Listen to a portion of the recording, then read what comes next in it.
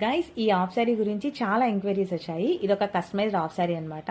మా ఫ్రెండ్ వాళ్ళ పాప బర్త్డే ఫంక్షన్ కి మన దగ్గర కస్టమైజేషన్ చేయించుకున్నారు. యాక్చువల్ గా తన థాట్ అయితే ఈ హాఫ్ శారీ కాదు.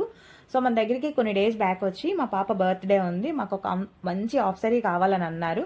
బట్ నేనైతే పాప బర్త్డే ఫంక్షన్ కూడా వెళ్ళిపోతుంది నేను మీకు ఇచ్చేసరికి, నేనైతే ఇన్ టైంకి ప్రజెంట్ చేయలేదని చెప్పేశాను.